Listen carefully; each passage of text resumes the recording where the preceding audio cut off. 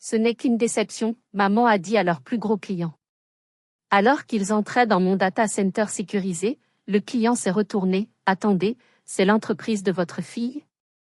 Le verre de champagne de maman s'est brisé. Je m'appelle Éléonore Laurent. J'ai 32 ans. Sur ma carte de visite, il est écrit PDG et fondatrice, Sentinelle AI. C'est ce que voit le monde des affaires de la Défense, le quartier d'affaires futuriste de Paris. Mais dans le 6e arrondissement, dans le somptueux appartement de mes parents rempli de livres anciens, je suis quelqu'un d'autre. Je suis la fille ratée. L'enfant qui a trahi l'héritage familial. Mes parents, Gérard et Béatrice Laurent, dirigent les Éditions Laurent, une maison d'édition littéraire prestigieuse. Pour eux, la culture est tout. Les ordinateurs, l'intelligence artificielle, mon monde, c'est vulgaire. C'est sans âme. Aujourd'hui, ces deux mondes sont sur le point d'entrer en collision. En ce moment même, je me tiens derrière la vitre teintée de ma salle de contrôle privé. Je domine du regard le hall principal de mon entreprise. Un espace immense, tout en marbre blanc et en verre, avec des écrans géants affichant des données mondiales en temps réel. Je les vois. Mon père, Gérard, raide dans son costume 3 pièces. Ma mère, Béatrice, l'air d'une aristocrate du 19e siècle égarée dans une station spatiale, son collier de perles serré autour du cou. Ils sont nerveux. Ils sont ici pour rencontrer le fournisseur de leur plus gros client potentiel, Antoine de Courcy, le PDG d'un empire du luxe. Ils ne savent pas que le fournisseur, c'est moi. Ils pensent que je suis une simple employée ici, si tant est qu'ils croient même que je travaille. Ma mère vient d'accepter une coupe de champagne d'une de mes employées. Elle sourit à Monsieur de Courcy. C'est son sourire social, celui que je connais par cœur. Un sourire qui cache un mépris poli. Ce qu'elle ne sait pas, c'est que dans moins de 10 minutes, ce sourire va se figer. Cette coupe de champagne va lui glisser des doigts. Et le son du cristal se brisant sur le marbre résonnera dans tout le bâtiment. Avant que je ne vous raconte en détail comment nous en sommes arrivés à ce moment précis, j'aimerais savoir d'où vous m'écoutez. Dites-moi dans les commentaires depuis quelle ville ou quel pays vous suivez mon histoire. Et quelle heure est-il chez vous en ce moment? Et si, comme moi, vous aimez les histoires où ceux que l'on sous-estime prennent enfin leur revanche, alors abonnez-vous dès maintenant à cette chaîne. Vous n'allez pas vouloir manquer la suite. L'histoire ne commence pas aujourd'hui, avec le champagne et le verre brisé. Elle commence il y a 30 ans, dans une cage dorée. Grandir à Neuilly-sur-Seine, ce n'était pas une enfance, c'était une formation. Notre appartement n'était pas une maison, c'était une bibliothèque privée glorifiée. L'air sentait toujours le vieux papier, le cuir des reliures et le bois ciré. Mes parents ne mesuraient pas le succès en euros, du moins pas ouvertement. Ils le mesuraient en culture. En prestige. L'argent n'était qu'un moyen d'acquérir plus de livres rares et de financer des dîners avec des académiciens. Dès mon plus jeune âge, mon chemin était tracé. J'étais l'héritière des éditions Laurent. Mais mon rôle était différent de celui de mon cousin, Grégoire. Grégoire, qui avait 2 ans de plus que moi, était le successeur en affaires. Mon père lui parlait des contrats, des négociations, de la gestion des auteurs difficiles. Moi, j'étais l'héritière culturelle. Ma mère, Béatrice, me le répétait sans cesse. Éléonore, une fille Laurent doit savoir tenir une conversation. Elle doit reconnaître un manet d'un monnaie. Elle doit savoir organiser un dîner où les philosophes se sentent chez eux. Tu es le visage futur de notre maison. Mon emploi du temps était rempli de leçons de piano, d'histoire de l'art et de littérature comparée. Pendant que Grégoire apprenait à diriger, j'apprenais à paraître.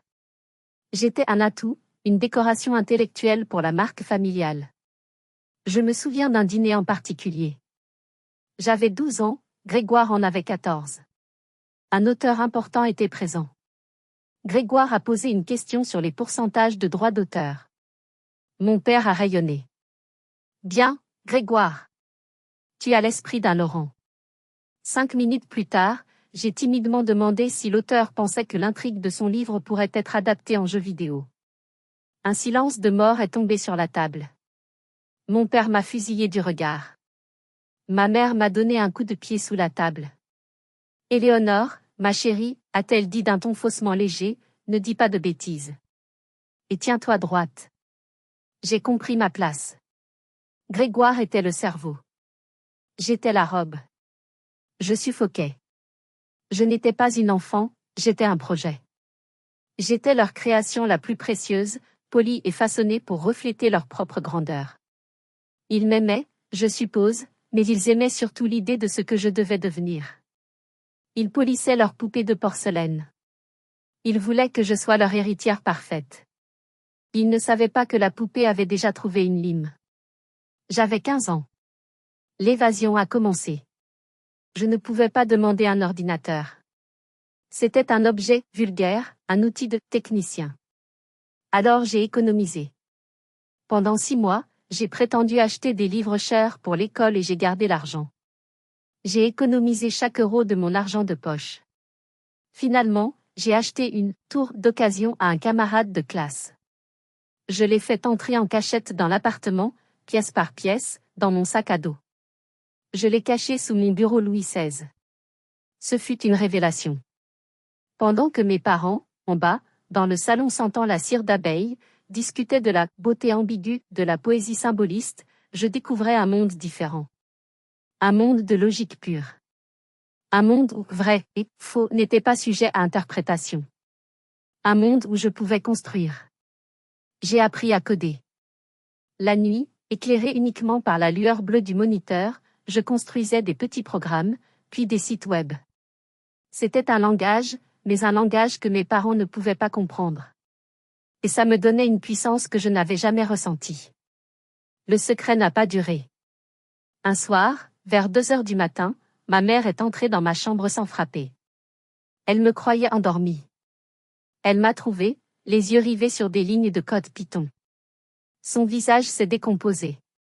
Elle a regardé l'écran, puis les livres de programmation que j'avais cachés sous mon matelas. Qu'est-ce que c'est que cette saleté, a-t-elle sifflé. Le mot m'a frappé comme une gifle. Ce n'était pas de l'art. Ce n'était pas de la littérature. C'était sale. La confrontation qui a suivi a été explosive. Mon père est monté, alerté par les cris. Explique-toi, Éléonore, a-t-il tonné. J'ai essayé. J'ai parlé de création, de logique, de l'avenir. C'est comme construire une cathédrale, papa. C'est juste avec des chiffres. Ma mère m'a coupé. Ce n'est pas féminin, Éléonore. Tu comprends? C'est un travail d'ingénieur. Un travail de technicien. Pas pour une femme de notre rang. Mon père a ajouté la phrase qui allait me hanter, tu nous fais honte. Après tout ce que nous avons investi en toi, ton piano, ton latin, tu veux devenir, quoi? Une mécanicienne? À partir de ce jour, la guerre froide a commencé. Ils ont confisqué l'ordinateur. Ils ont redoublé mes leçons d'histoire de l'art. Ils m'ont forcé à ne postuler qu'à la Sorbonne, en lettres classiques. J'ai fait semblant d'obéir. J'ai rempli le dossier pour la Sorbonne sous leur supervision. Mais secrètement, j'ai aussi postulé à HEC Paris, la meilleure école de commerce. Le nom était assez prestigieux pour les calmer, si jamais ils le découvraient. J'ai choisi la spécialisation la plus proche de ma passion, Digital Business. J'ai aussi postulé à l'école 42, la fameuse école de programmation, juste au cas où. Ils pensaient avoir gagné, avoir éteint l'étincelle. Mais ils ne savaient pas qu'ils venaient d'allumer un incendie. La vraie bataille commençait à peine. J'ai été acceptée à HEC. Mes parents étaient mitigés. Ce n'était pas la Sorbonne, le temple de la culture pure, mais le prestige du nom HEC suffisait à apaiser leur honte sociale. Éléonore fait du commerce, disaient-ils à leurs amis, elle apprendra à gérer la maison d'édition. J'ai laissé planer le doute. Pendant 3 ans, j'ai mené une double vie. J'assistais aux cours obligatoires de finance et de marketing, l'esprit ailleurs. J'étais assise dans des amphithéâtres, mais mon cerveau était à des kilomètres de là. Dès que les cours étaient finis, je sprintais vers le Digital Lab de l'école. Je passais mes nuits à coder, à apprendre la cybersécurité, à étudier l'architecture des réseaux. J'ai rencontré une professeure, une ancienne de la DGSE, les services secrets français, qui m'a prise sous son aile. Tu as un cerveau pour ça, petite, m'a-t-elle dit. Un cerveau logique. Ne le gâche pas. Puis le jour de la remise des diplômes est arrivé. J'avais 23 ans. Mes parents étaient dans le public, rayonnants. Leur fille, diplômée de HEC. L'honneur était sauf. Ce soir-là, au dîner de célébration chez Lasserre, un restaurant digne de leur rang, mon père a fait glisser une enveloppe épaisse, couleur crème, sur la table. Ton avenir, a-t-il dit avec un sourire satisfait. Ce n'était pas une offre. C'était un contrat. Vice-éditrice, édition Laurent. Le bureau de ma grand-mère m'attendait. J'ai regardé le papier. J'ai regardé ma mère, qui me souriait, attendant que je pleure de joie. J'ai pris une profonde inspiration. Merci. C'est très généreux. Mais je ne peux pas l'accepter. Le sourire de ma mère s'est évanoui. Le visage de mon père s'est durci. Pardon? J'ai déjà accepté un travail, ai-je continué, ma voix tremblant à peine. Je commence lundi. Chez une start-up de cybersécurité. À Station F. Le silence fut assourdissant. Station F, a explosé mon père. Cet entrepôt? Cet incubateur géant plein de barbus en sweatshirt? Tu refuses ton héritage pour travailler dans une usine? C'est l'avenir, papa. C'est une insulte, a crié ma mère, les larmes aux yeux. Après tout ce que nous avons fait. Tu nous humilies. Mon père s'est levé. Très bien. Si c'est ce que tu choisis, tu n'es plus notre fille. Nous ne financerons pas cette folie. Il a sorti son portefeuille. Tiens. Il a jeté 2 billets de 100 € sur la table. C'est la dernière chose que tu recevras de nous. Va-t'en. Et ne reviens pas pleurer quand ton avenir t'aura mise à la rue. Je n'ai pas pris l'argent. Je me suis levée. Je suis désolée que vous le preniez comme ça. Le lendemain, j'ai quitté Neuilly-sur-Seine avec 2 valises. J'ai emménagé dans une chambre de bonne de 9 mètres carrés au 6e étage sans ascenseur, dans le 13e arrondissement, près de Station F. J'avais 23 ans, un diplôme de la plus grande école de commerce de France, et je mangeais des pâtes froides 3 fois par jour. J'étais libre. Et je n'avais jamais eu aussi peur de ma vie. Les 2 années suivantes ont été brutales. La galère, comme on dit à Paris. Je travaillais 70 heures par semaine à Station F. L'ambiance start-up n'était pas aussi glamour qu'on le dit. C'était une mer de testostérone. J'étais l'une des 3 seules femmes dans une équipe de 50 ingénieurs. Pour gagner leur respect, je devais travailler 2 fois plus, être 2 fois plus intelligente, et ne jamais montrer la moindre faiblesse. Quand un collègue m'a demandé de lui apporter un café, je lui ai répondu en lui corrigeant son code devant tout le monde. Il ne me l'a plus jamais demandé. J'ai tout appris. La pression, les nuits blanches, l'adrénaline de la chasse aux failles de sécurité. J'ai adoré ça. Puis, une opportunité s'est présentée. Une nuit, j'ai découvert une faille de sécurité majeure chez un de nos clients, une grande banque française, BNP Paribas. Une faille qui aurait pu leur coûter des millions d'euros. Au lieu de simplement envoyer un rapport, j'ai passé 72 heures sans dormir pour non seulement documenter la faille, mais aussi pour écrire le patch correctif complet.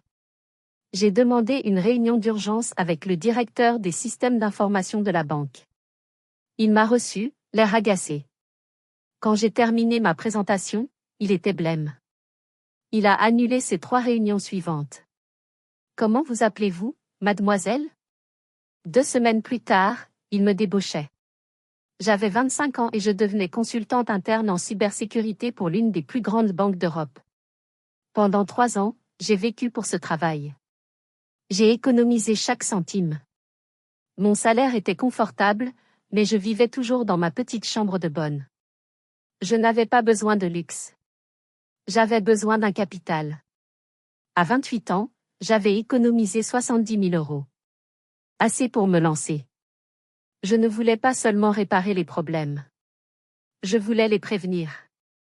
L'intelligence artificielle commençait à exploser, et je voyais les dangers éthiques que personne ne voulait regarder. J'ai démissionné. J'ai créé Sentinel AI. Une société de conseil en éthique et sécurité de l'IA. J'ai loué un petit bureau et engagé mes 3 premiers employés. Les 6 premiers mois ont été un enfer. Nous étions trop en avance. Les entreprises ne voulaient pas payer pour de l'éthique. Nous étions sur le point de faire faillite. Et puis, nous avons eu une piste. Notre premier client potentiel majeur. Une compagnie d'assurance qui voulait déployer une IA pour ses tarifs. C'était un contrat à 6 chiffres. Il pouvait nous sauver. J'étais en phase finale de négociation. J'ai fait l'erreur d'en parler à ma mère lors d'un de nos rares et froids appels téléphoniques, espérant naïvement une lueur de fierté. Je crois que je vais y arriver, maman. Une semaine plus tard, le client s'est retiré. Sans explication. Nous avons décidé de poursuivre une autre option. J'étais dévastée. Je n'ai compris ce qui s'était passé que des mois plus tard, via un contact. Mon cousin, Grégoire. Grégoire, qui travaillait sagement aux éditions Laurent, avait entendu ma mère parler de mon contrat potentiel. Il était jaloux. Jaloux que la fille ratée puisse réussir sans l'aide de la famille. Il avait envoyé un email anonyme au PDG de la compagnie d'assurance. Un email que j'ai fini par récupérer. Il insinuait que Éléonore Laurent n'est pas stable, que Sentinelle AI n'a aucune solidité financière, et que c'était un projet amateur risqué. Il m'avait saboté. Mon propre sang. Je me suis assise sur le sol de mon bureau vide. J'ai regardé mon compte en banque. Il me restait assez pour payer mes employés un mois de plus. Grégoire avait gagné. Il avait failli tuer mon entreprise. Grégoire, mon propre cousin, venait de me poignarder dans le dos. Simplement par jalousie. Il a failli détruire le rêve de ma vie et mettre mes employés à la rue. Dites-moi honnêtement dans les commentaires, si vous étiez à ma place, qu'auriez-vous fait? Auriez-vous appelé vos parents pour dénoncer Grégoire? Ou auriez-vous serré les dents et continué à vous battre en silence? J'aimerais vraiment savoir ce que vous en pensez. Il pensait m'avoir achevé. Il ne savait pas qu'il venait de me donner la seule chose dont j'avais encore besoin, la rage de vaincre. Je n'ai rien dit. Je n'ai appelé personne. J'ai utilisé ma colère. J'ai vendu ma seule chose de valeur, un collier de saphir que ma grand-mère m'avait laissé. J'ai marché jusqu'à un bijoutier de la place Vendôme, la gorge serrée. J'en ai obtenu 5 000 €. Assez pour tenir 2 semaines de plus. J'ai passé ces 2 semaines à frapper à toutes les portes. J'ai appelé tous les contacts que j'avais. J'ai dormi au bureau, sur un matelas pneumatique. Et puis, un miracle. Ou plutôt, le résultat d'un travail acharné. Un investisseur providentiel, un ancien magnate de la tech qui avait lui-même été brûlé par une utilisation abusive de données, a entendu parler de mon concept d'IA éthique. Il m'a convoqué dans son bureau avenue Montaigne. Il m'a écouté pendant 1 heure sans rien dire. Il m'a regardé, ses yeux perçants analysant chaque mot. Puis il a dit, « Le monde a besoin de ça. » Combien? J'ai obtenu mon financement. Sentinelle AI était sauvé. 2 ans ont passé. J'avais 30 ans. L'entreprise grandissait. Nous étions rentables. Nous avions des clients respectés. J'avais embauché 20 personnes.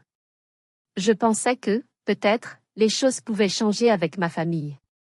Le succès apaise souvent les vieilles querelles. J'avais tort. Je les ai invités à dîner. Pas dans un petit bistrot. J'ai réservé à l'Ambroisie, sur la place des Vosges. Un 3 étoiles Michelin. Un des restaurants les plus chers et les plus classiques de Paris. Je voulais leur parler sur leur propre terrain.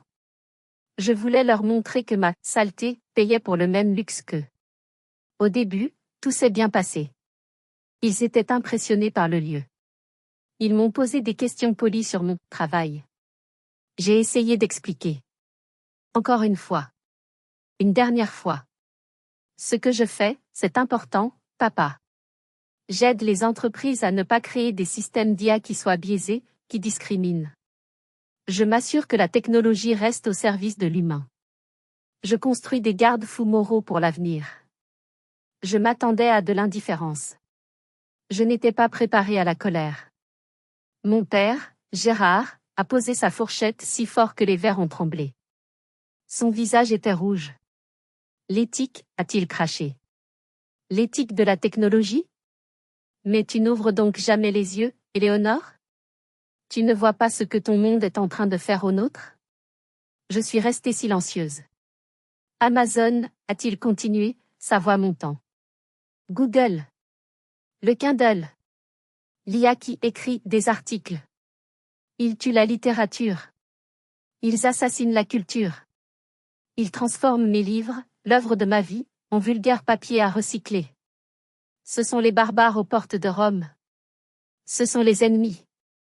Et toi, ma fille, tu as rejoint leur camp. Ma mère a posé sa main sur la sienne. Il a raison, Éléonore. Tu as choisi ton camp. J'ai été frappée par la révélation. Ce n'était pas seulement du snobisme. Ce n'était pas seulement parce que ce n'était pas féminin. Ils avaient peur. Ils voyaient le monde que je représentais comme une menace mortelle pour le leur. Et à leurs yeux, j'étais une traîtresse.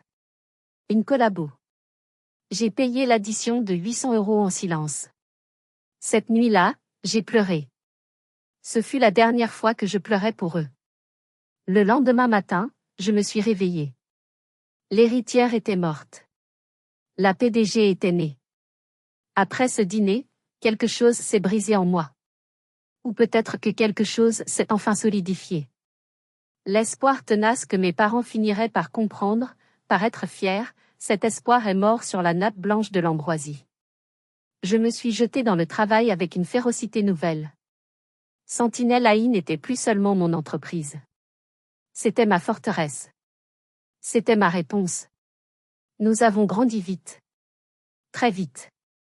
Notre devise était simple, nous ne vendons pas du code. Nous vendons la confiance. Dans un monde terrifié par les scandales de données et les IA incontrôlables, la confiance était la denrée la plus rare. Et la plus chère. Nous avons signé des contrats avec des banques, des gouvernements, des laboratoires pharmaceutiques. J'ai déménagé nos bureaux de notre petit espace de coworking à un étage entier dans une tour de la Défense. Une tour de verre et d'acier, l'antithèse absolue de l'appartement de mes parents. De l'extérieur, j'étais l'image du succès. La jeune prodige de la tech française. J'étais interviewée. Je donnais des conférences. Mais à l'intérieur, c'était une autre histoire. Je me souviens du jour où nous avons signé notre premier contrat à 7 chiffres. 1 million d'euros. Mon directeur commercial, un homme brillant que j'avais débauché de chez Google, a débouché le champagne. L'équipe applaudissait. Moi? Je me suis renfermée dans les toilettes. J'ai attrapé les côtés du lavabo en marbre froid. Mon cœur battait à tout rompre. J'ai cru que j'allais vomir. Une petite voix dans ma tête, une voix qui ressemblait étrangement à celle de mon père, murmurait « Tu es une arnaque. Tu n'es qu'une fraude. Ils vont s'en rendre compte. » C'était ça, l'héritage toxique de mes parents. Ils m'avaient tellement répété que je n'étais pas à la hauteur, que mon monde était faux, sale, que j'avais fini par le croire. Je souffrais de ce qu'on appelle le syndrome de l'imposteur. Je pouvais diriger une réunion de crise sur une cyberattaque mondiale, mais je ne pouvais pas faire taire cette voix qui me disait que je n'étais qu'une mécanicienne en tailleur-pantalon. Que tôt ou tard, les vrais adultes, les gens comme mon père, les gens de la vraie culture allaient découvrir la supercherie. Ma véritable bataille, ce n'était pas contre Grégoire ou contre la misogynie de l'industrie. C'était contre le fantôme de mes parents dans ma propre tête. J'ai commencé à voir un thérapeute. En cachette, bien sûr. Une PDG ne pouvait pas montrer ce genre de faiblesse. J'ai passé 2 ans à déconstruire, comme il disait. 2 ans à analyser chaque remarque désobligeante, chaque jugement, chaque soupir de déception. 2 ans à apprendre à séparer leur voix de la mienne. Je gagnais la guerre à l'extérieur. Mais la guerre la plus dure, la plus épuisante, se livrait à l'intérieur de mon propre crâne. Si vous êtes arrivé jusqu'ici, laissez un commentaire pour nous dire ce que vous auriez fait à la place d'OP. Vous pouvez aussi écrire simplement le chiffre 1 pour montrer que vous suivez encore. Et dites-nous, vous regardez cette histoire depuis quelle région ou quel pays? J'avais 32 ans. Sentinelle AI était devenue une référence. Nous avions 50 employés, des bureaux à Paris et une antenne à Lyon. Notre chiffre d'affaires annuel comptait 8 chiffres. Ma vie personnelle avait aussi changé. J'avais quitté ma chambre de bonne. J'avais acheté un appartement en duplex dans le Marais, avec une immense verrière et une terrasse donnant sur les toits de Paris. Ce n'était pas la vieille richesse de Neuilly. C'était ma richesse. Construite ligne de code après ligne de code. J'ai créé une fondation. Une bourse d'études pour les jeunes femmes issues de milieux défavorisés qui voulaient étudier l'informatique. Je l'ai appelée la bourse Héraclès, parce qu'il fallait une force herculéenne pour nettoyer les écuries de la misogynie dans ce milieu. Je ne voulais pas qu'elles aient à se battre aussi durement que moi. Puis, l'article est paru. Le magazine Forbes France. Je ne l'ai pas cherché. Je l'ai vu par hasard dans un kiosque à journaux. En couverture, les femmes les plus puissantes de la tech française. Et il y avait mon visage. En gros plan. Je l'ai acheté. Je l'ai lu dans le taxi. J'ai pleuré. Pas de joie. De soulagement. C'était réel. Quelqu'un d'autre le voyait. J'ai encadré la couverture. Et, dans un dernier geste d'espoir stupide, je l'ai fait livrer par coursier à mes parents. La réponse de ma mère fut un email d'une ligne, reçu 3 jours plus tard, la coiffure te va bien. Bise. J'ai appris la vraie version par ma tante Cécile, la sœur de ma mère, la seule personne de la famille qui me parlait encore normalement. Ta mère a montré le magazine à ses amis au bridge, m'a-t-elle raconté au téléphone. Elle a dit, oh, Éléonore, oui, elle fait un truc sur les ordinateurs. Ça paie bien, apparemment.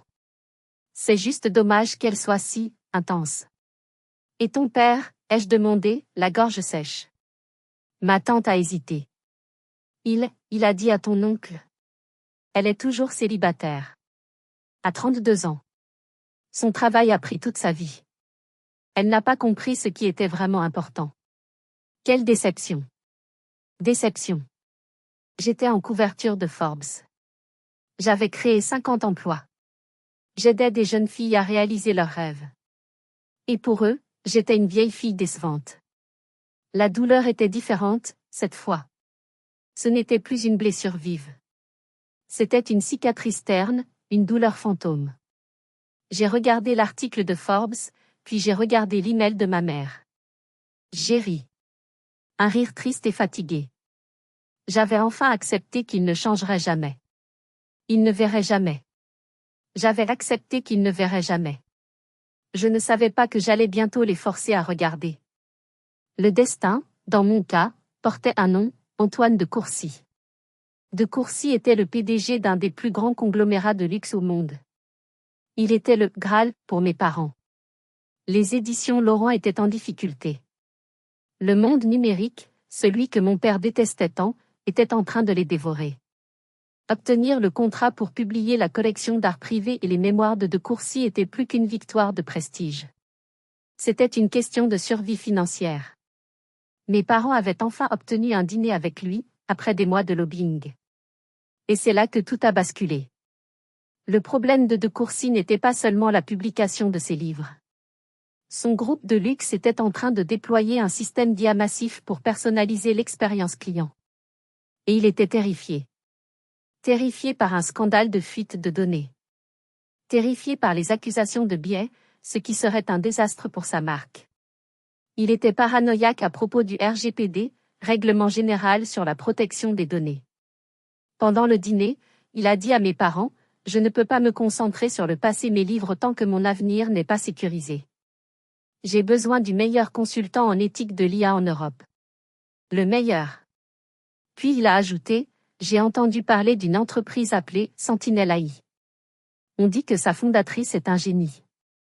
Une femme, en plus. » Ma tante Cécile, qui avait eu le compte-rendu par ma mère, m'a dit que mes parents avaient failli s'étouffer. Ils sont devenus blancs, mais n'ont rien dit. Mais mon cousin, Grégoire, était là. Grégoire, qui me détestait toujours, y a vu une opportunité.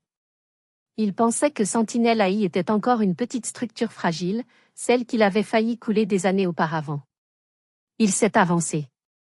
Oh, Sentinelle AI, Oui, je crois que nous avons un contact là-bas, n'est-ce pas, tonton? Laissez-moi faire. J'enverrai un appel d'offres. Nous verrons s'ils sont à la hauteur. Il a fait un clin d'œil à mon père. Il l'a fait pour me piéger. Il pensait que j'enverrais une proposition amateur, que je me ridiculiserais devant de Courcy, et qu'il pourrait enfin prouver à mes parents que j'étais une ratée. Le lendemain, ma directrice commerciale est entrée dans mon bureau, l'air confus. Éléonore? J'ai un appel d'offres très étrange. Il vient de Édition Laurent. C'est une blague? J'ai lu le document. J'ai vu le nom de Courcy. J'ai vu le nom de Grégoire en copie. J'ai compris. Un sourire froid s'est dessiné sur mon visage. Non, ce n'est pas une blague. C'est une opportunité. C'est un piège. Mais il n'est pas pour moi. Elle m'a regardé, perplexe. Préparez notre meilleur dossier, ai-je ordonné. Le pack diamant. N'oubliez aucun détail. Je veux nos meilleurs chiffres, nos meilleures études de cas. Je veux qu'ils aient l'air d'amateurs à côté de nous. Nous avons travaillé dessus pendant une semaine. Nous avons gagné. Notre proposition était tellement au-dessus des autres que de Courcy a été stupéfait. Il a exigé une visite de nos installations la semaine suivante. Et il a ajouté une note, puisque ce sont les éditions Laurent qui ont fait l'introduction, je veux que Gérard et Béatrice soient présents. J'aime quand mes partenaires se rencontrent. Grégoire avait tendu un piège. Il ne savait pas qu'il était la souris, et que j'étais le faucon. Le jour de la visite était fixé. Nous revoilà au début de mon histoire. Ce matin. Je suis dans ma salle de contrôle, derrière la vitre teintée. Mon cœur bat un peu plus vite que d'habitude. Pas par peur. Par anticipation. Je vois les portes de l'ascenseur s'ouvrir. Je vois ma chef de cabinet les accueillir. Je les vois entrer dans le hall. Mon père, Gérard, boutonné jusqu'au cou dans son costume sombre, l'air mal à l'aise face à l'immense mur d'écran qui affiche des flux de données en temps réel. C'est froid, je l'entends murmurer dans mon oreillette, grâce au micro d'ambiance.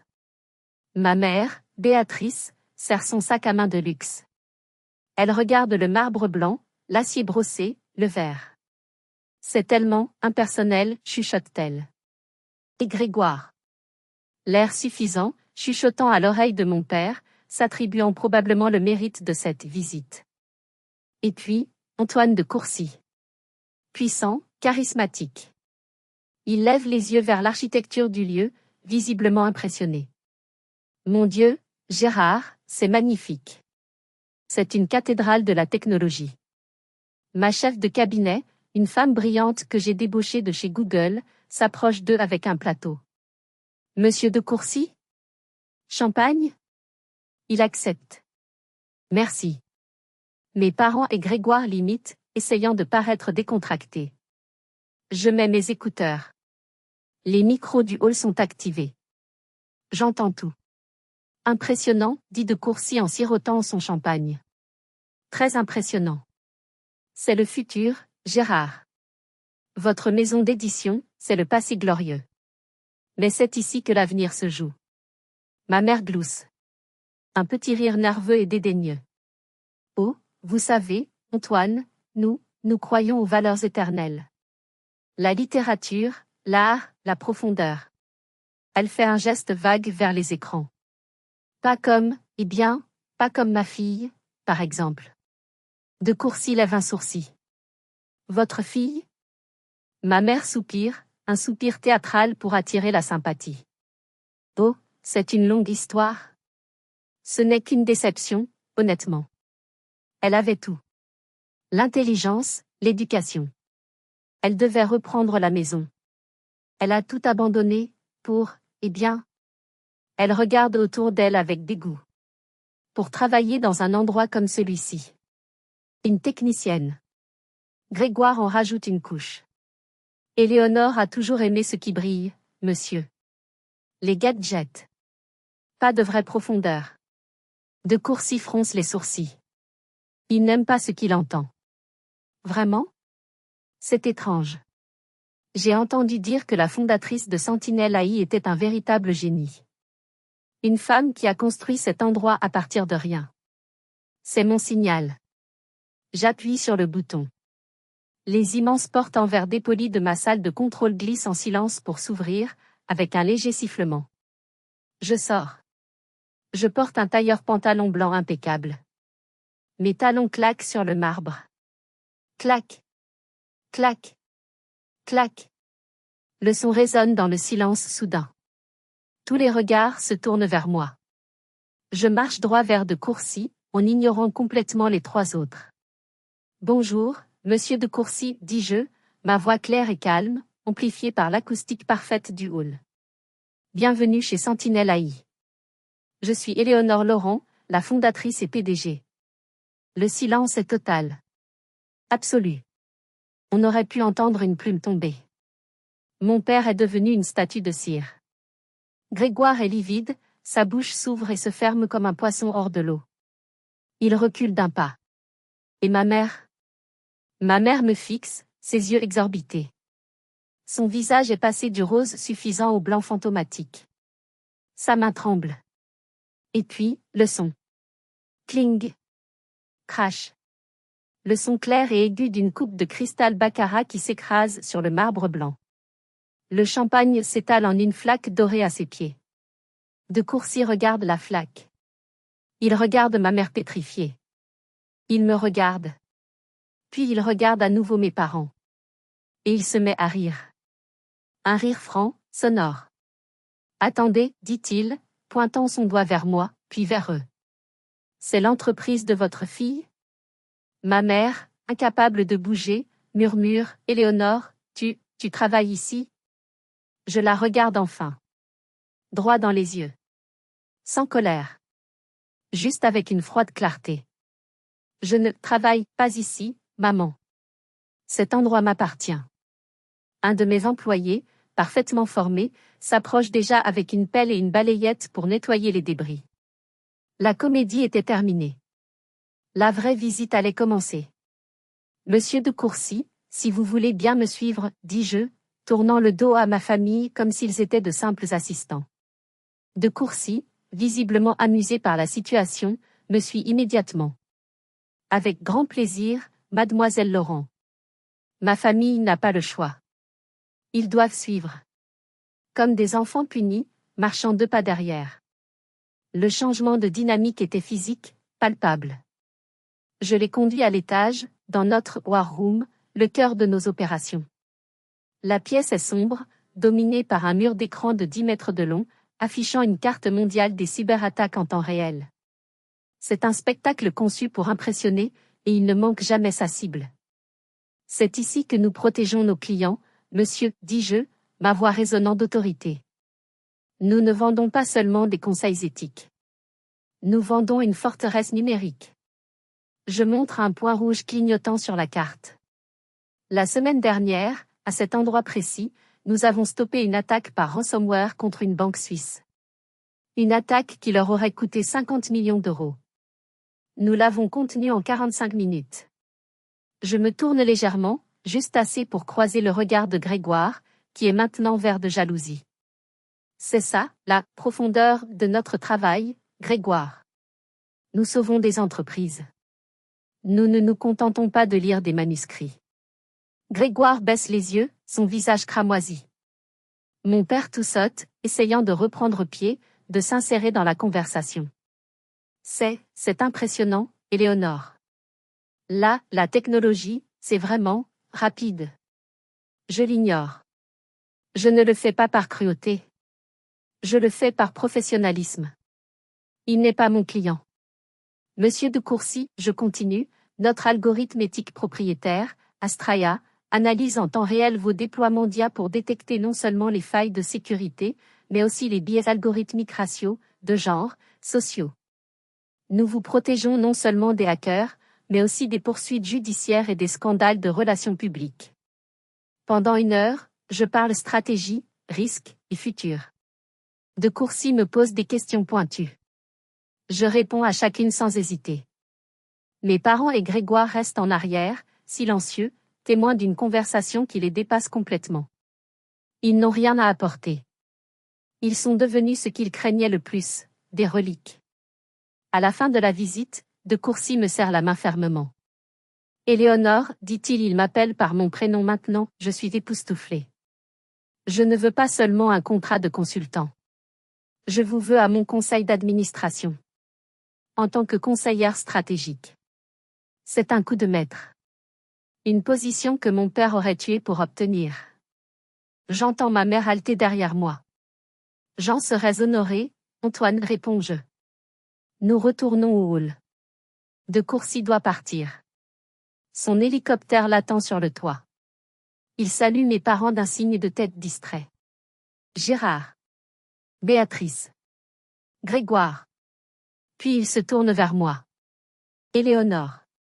Mon assistante vous appelle pour finaliser. Il part. Et je me retrouve seule avec eux.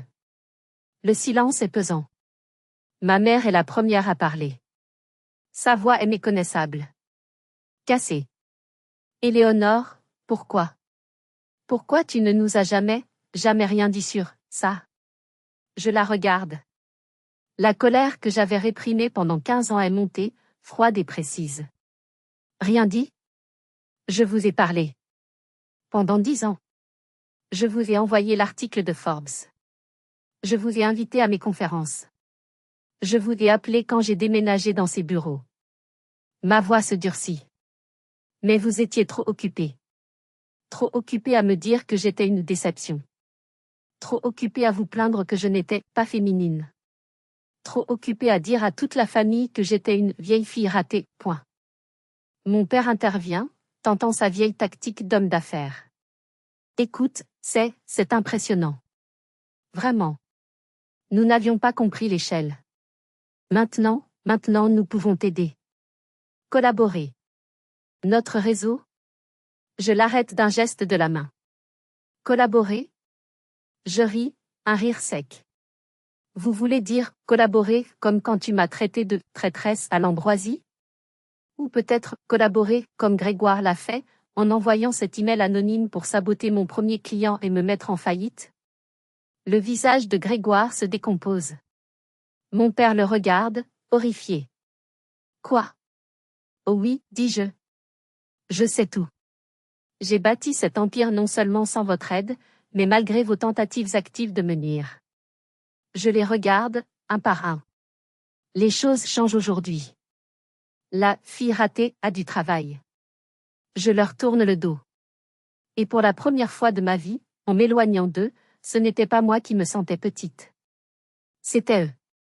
Les retombées ont été rapides. Antoine de Courcy a signé 2 contrats ce jour-là. Un contrat de plusieurs millions d'euros avec Sentinelle AI. Et le contrat de publication avec les éditions Laurent. Mais il a ajouté une clause. Il a dit à mon père par téléphone, j'ai entendu dire qu'il l'avait dit mot pour mot, Gérard, je signe ceci par courtoisie. Mais comprenez bien que je le fais uniquement par respect profond pour le génie de votre fille. Pour mon père, ce fut l'humiliation suprême. Et le salut de son entreprise. Quant à Grégoire, il n'a pas été renvoyé. Mon père n'aurait jamais accepté ce scandale. Mais il a été transféré. Archive. Une mort professionnelle silencieuse, dans une cave poussiéreuse, loin de tout pouvoir. Mes parents ont essayé de m'appeler. Plusieurs fois. J'ai laissé sonner. Finalement, j'ai accepté un dîner. Chez eux. Ce fut le repas le plus étrange de ma vie. Ils étaient petits. Intimidés. Pour la première fois, mon père m'a demandé mon avis. Éléonore, penses-tu que nous devrions investir dans une stratégie numérique? Pour les livres? Ma mère, de son côté, avait déjà réécrit l'histoire. J'ai appris qu'elle disait maintenant à ses amis, ma fille, Éléonore? Oh, c'est une PDG dans l'IA, vous savez. Un génie. Elle tient ça de moi, bien sûr. J'ai réalisé quelque chose d'important ce soir-là. J'ai réalisé qu'il me respectait enfin. Mais il ne respectait pas moi. Il ne respectait pas mes choix, ni ma passion. Il respectait l'argent. Il respectait le pouvoir. Il respectait le fait que De Courcy m'admirait. Et j'ai réalisé quelque chose d'encore plus important. Pour la première fois de ma vie, Ça m'était complètement égal. Je n'avais plus besoin de leur approbation. J'avais la mienne. La vraie victoire, ce n'était pas le son du verre brisé.